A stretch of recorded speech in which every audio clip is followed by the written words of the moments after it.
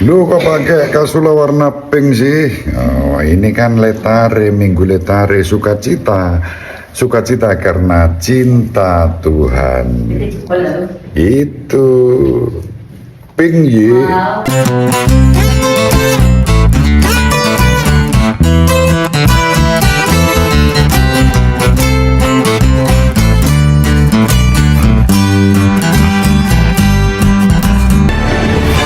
Nomine Patris et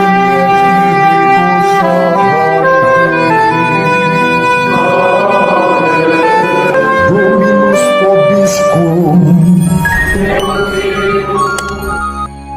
Sahabat peradaban kasih ekologis yang terkasih, selamat berjumpa dalam renungan harian bersama saya Romo Alois Budi Purnomo PR melalui channel ini.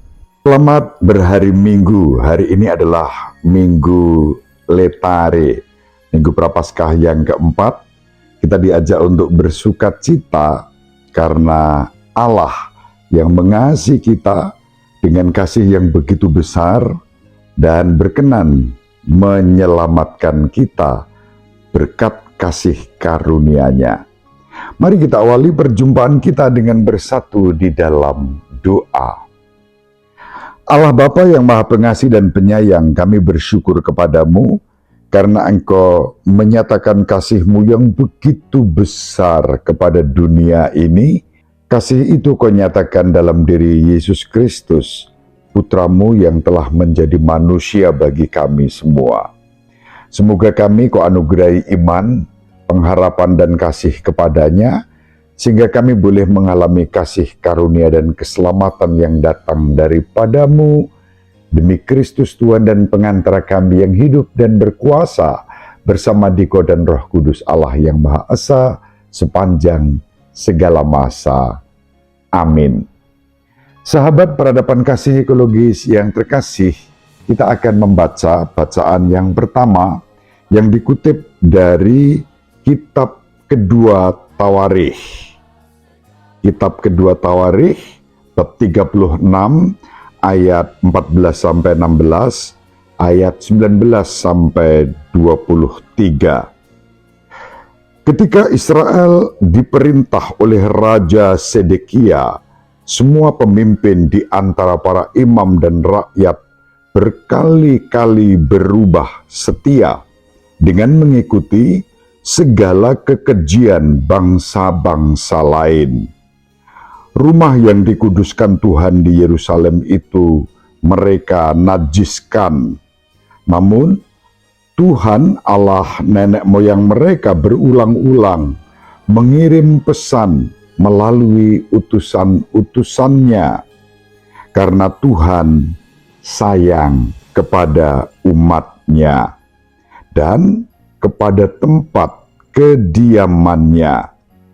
Tetapi mereka mengolok-olok para utusan Allah itu, menghina segala firman Allah dan mengejek nabi-nabinya. Oleh sebab itu, murka Tuhan bangkit terhadap umat-Nya, sehingga tidak mungkin lagi pemulihan. Maka Tuhan menggerakkan raja orang-orang Kasdim.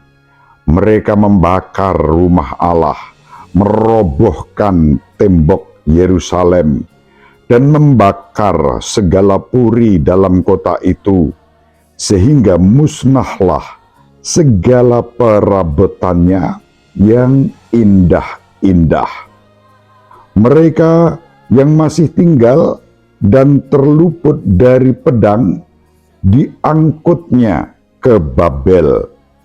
Mereka dijadikan budak raja dan budak anak-anaknya sampai kerajaan Persia berkuasa.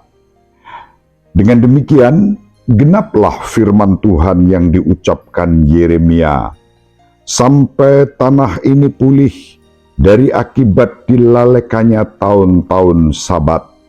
Karena tanah itu menjadi tandus selama tahun Sabat, hingga genaplah 70 tahun.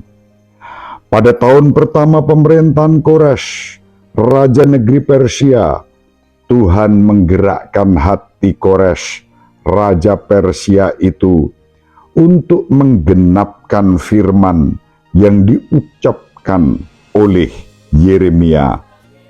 Maka dimaklumkanlah di seluruh kerajaan Koresh secara lisan dan tulisan pengumuman ini. Beginilah perintah Koresh, raja Persia. Segala kerajaan di bumi telah dikaruniakan kepadaku oleh Tuhan, Allah semesta langit. Ia menugaskan aku untuk mendirikan rumah baginya di Yerusalem yang terletak di Yehuda. Siapa di antara kamu, termasuk umatnya, kiranya Tuhan Allah menyertainya, dan biarlah ia berangkat pulang. Demikianlah sabda Tuhan. Syukur kepada Allah. Sahabat peradaban kasih ekologis yang terkasih, sengaja saya memilih bacaan yang pertama karena kesinambungan dengan tema yang sudah kita renungkan setiap minggu Prapaskah. Dari minggu Prapaskah yang pertama, kita berjumpa dengan bacaan pertama yang mewartakan Nabi Nuh dan Allah yang terpenting yang memberikan janji kepada Nabi Nuh untuk tidak menghancurkan seluruh alam ciptaan ini dengan air bah. Lalu pada minggu Prapaskah yang kedua, kita berjumpa dengan Bapak Abraham yang menghadirkan Allah yang berjanji dan mengangkat Bapak Abraham menjadi bapa segala bangsa. Dan selanjutnya pada minggu Prapaskah yang ketiga, kita berjumpa dengan Allah yang hadir melalui perjanjian dalam hukum Taurat yang disampaikan oleh Nabi Musa agar kita semua terus berbakti kepada Allah yang Maha Esa. Sahabat peradaban kasih ekologis yang terkasih, hari ini kita membaca kitab kedua Tawarikh. Di sana kita diajak untuk merefleksikan sejarah keselamatan yang dihadirkan oleh Allah melalui kerajaan Yehuda. Pada minggu Prapaskah yang keempat ini juga disebut sebagai minggu Prapaskah Letare. Disebut minggu Letare karena kita diajak untuk bersukacita. Sukacitanya apa? Allah mengasihi kita. Kendati sejarah keselamatan itu dibengkokkan, dikhianati oleh para pemimpin, namun Allah tetap setia. Itulah yang digambarkan di dalam kitab Tawarikh. Kitab Tawarikh yang kedua sebetulnya mengulas kembali sejarah kerajaan Yehuda. Sayangnya, hal ini sebagian besar disebabkan oleh ketidaksetiaan para penguasa dan pemimpin Yehuda, bahkan para ulama, para imam, dan rakyat sama-sama tidak setia kepada Allah. Bukannya menjadi terang kepada bangsa-bangsa sebagaimana Allah menghendaki, alih-alih mereka justru menjadi sumber kegelapan, membawa perilaku-perilaku yang buruk di dalam kehidupan dengan menghujat, menghina, membuli, dan kemudian mereka harus mengalami akibat dari tindakan itu, yaitu mengalami nasib sebagai orang-orang yang dibuang. Pembuangan di Babel itu menunjukkan buah akibat dari pengalaman ketidaksetiaan itu. Maka Allah mengutus para nabi agar mengingatkan mereka semua bahwa Allah kendati pun memberikan hukuman terhadap mereka melalui tangan bangsa asing yaitu Raja Persia Raja Kores, mereka kemudian diselamatkan oleh Allah. Kitab Tawarikh merupakan refleksi atas ketidaksetiaan dan hukuman, tetapi sekaligus menjadi kasih setia Allah yang dinyatakan kepada mereka. Kita kalau membaca detail kitab Tawarikh dan membandingkan dalam konteks kitab-kitab perjanjian lama, disebut tadi waktu 70 tahun ketidaksetiaan umat Israel yang selama berabad-abad gagal menjalankan tahun Sabat. Lalu tahun Yobel juga tidak mereka alami.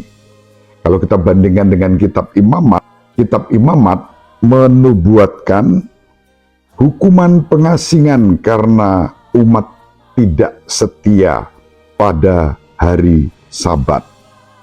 Lalu pengasingan selama 70 tahun yang dinubuatkan oleh Nabi Yeremia terjadi. Para raja akhirnya dipakai oleh Allah, justru raja-raja asing, untuk menyelamatkan bangsanya agar mereka membangun kembali bait Allah yang hancur, dan kemudian umat Allah dipulihkan karena Allah selalu setia, kendatipun para pemimpin dan bahkan ulama dan rakyat tidak setia kepada Allah. Sahabat peradaban kasih ekologis yang terkasih, itu kurang lebih rangkuman tentang kitab Tawarikh yang diwartakan kepada kita dengan gagasan pokok bahwa kendatipun umat tidak setia, tapi Allah selalu setia. Dan ini alasan mengapa kita diajak untuk bersukacita pada hari Minggu Prapaskah yang keempat ini. Kita mempersembahkan hidup kita yang rapuh, yang lemah, yang ringkih, bahkan berdosa ini hanya kepada penyelenggaraan Allah. Kalau kita bandingkan dengan bacaan yang kedua yang dikutip dari surat Santo Paulus kepada umat di Efesus, kerangka yang sama diberikan kepada kita. Bacaan pertama menunjukkan bahwa ketidaksetiaan itu mendatangkan hukuman, tetapi kasih karunia Allah mendatangkan pembebasan. Santo Paulus mengingatkan bahwa ketidaksetiaan bahkan dosa mendatangkan kematian, tetapi kasih karunia Allah itu memberikan keselamatan dan kehidupan kepada kita. Sahabat peradaban kasih ekologis yang terkasih, Injil yang diwartakan kepada kita yang dikutip dari Yohanes bab 3 menampilkan satu ayat kunci, yaitu ayat 16, yang menegaskan bahwa begitu besar kasih Allah akan dunia ini, hingga Allah berkenan mengaruniakan putranya yang tunggal menjadi manusia dalam diri Yesus Kristus, dan berbahagialah kita yang percaya kepadanya, sebab siapapun yang percaya pada Kristus sebagai wujud kasih Allah yang begitu besar itu tidak akan binasa, melainkan beroleh hidup yang kekal. Pola-pola dari perjanjian lama, surat Santo Paulus, menjadi nyata dalam Injil bahwa kasih Allah itu begitu besar. Kasih Allah tidak bisa dipengaruhi oleh ketidaksetiaan kita. Justru Allah melihat ketidaksetiaan manusia ini bisa diampuni, diluruskan, ditebus, dan penebusan itu melalui kasih yang begitu besar. Kasih di dalam Kristus sendiri. Kristus yang merupakan wujud kasih Allah yang begitu besar itu dianugerahkan kepada kita. Kita dipanggil untuk percaya kepadanya, menyerahkan dan mempersembahkan seluruh hidup kita hanya kepada Allah dalam Yesus Kristus, Tuhan kita. Sahabat peradaban kasih ekologis yang terkasih, mari kita belajar untuk setia pada perjanjian Allah sendiri yang selalu dinyatakan kepada kita untuk memulihkan, menebus, dan membebaskan kita. Konsekuensinya, kita juga dipanggil untuk hidup saling mengasihi, bukan saling menghina, bukan saling membenci, bukan saling membuli, bukan saling melecehkan, tetapi dalam kerukunan dan damai sejahtera, maju dalam kesejahteraan. Semoga bermanfaat. Ibu Maria selalu mendoakan Bapak Yusuf merestui kita dengan keheningannya.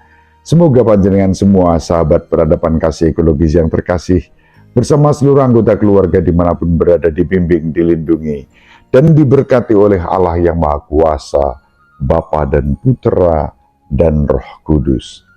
Amin. Terima kasih. Salam sehat, tetap semangat tanpa sambat. Selalu bahagia, kebahagiaan yang bersumber dari Tuhan Allah kita. Salve, shalom, salam sejahtera, berkah dalam. Sahabat peradaban kasih yang terkasih, sampai jumpa pada episode berikutnya. Terima kasih atas kebersamaan kita. Salam peradaban kasih ekologis, berkah dalam.